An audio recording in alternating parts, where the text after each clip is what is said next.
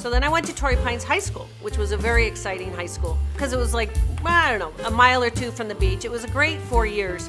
But as most of the kids were thinking about where they were going to go for college, I just had dreams of being an actress, being a model, being in fashion, being something that was really exciting to me. So, much to my parents' dismay, I did have a modeling agent in Los Angeles, and that agent, Nina Blanchard, she had booked me to go to Europe.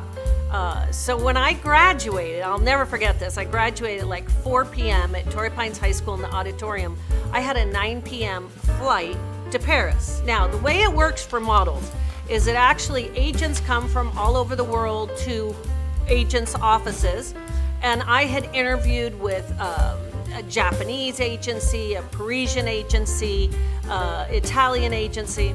Well, they make a deal with your broker, and I hate to say it, it's kind of like you're contracted out. Basically, that's what it is that you're contracted out. So I was so excited. I got a contract with an agency called Costa Nostra in Paris. So at 17 years old, I got on the flight and I was all by myself. I think I had $400 in my pocket, and I walked into the agency the next day. I'd gone to a pension and showered and walked in the agency.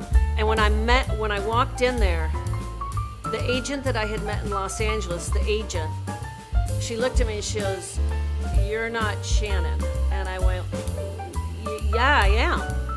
Well, as it turned out, they had booked and contracted a different Shannon with my agency in Los Angeles.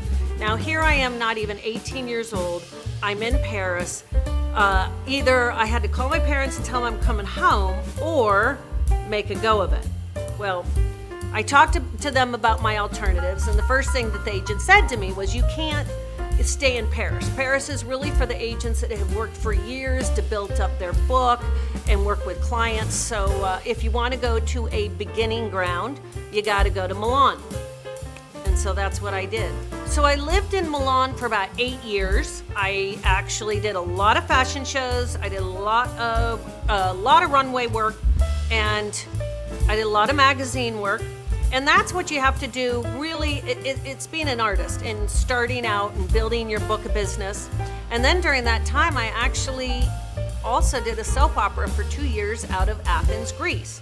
So that was kind of fun. It was a Walter Smitty, and I used to fly down there a couple times a week. Actually, I would fly down there and work from Tuesday to Thursday, and then I would go back to Milan and then work and do that.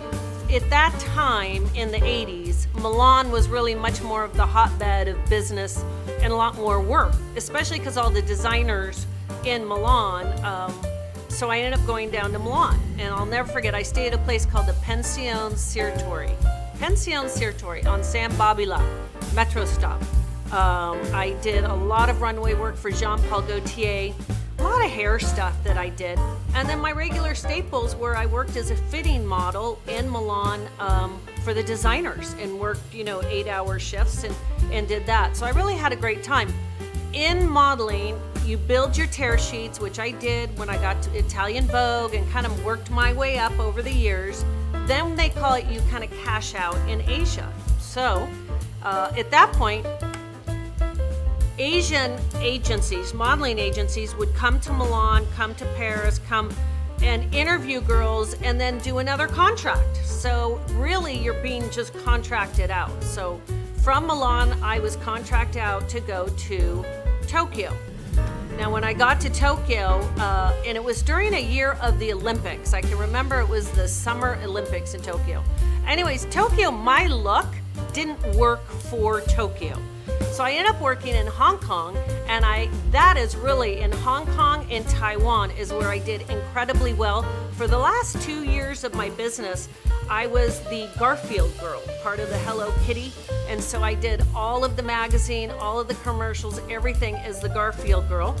And I worked for Jean Paul Gaultier, and also I did Jean-Louis David. I did the campaign for Asia. And that company had shoes, earrings, so a lot of the stuff that I did was kind of around my face. So it was a really fun time. But as I said, at 28, 29, you're kind of over the hill. So at that point, I decided really to come back to the United States.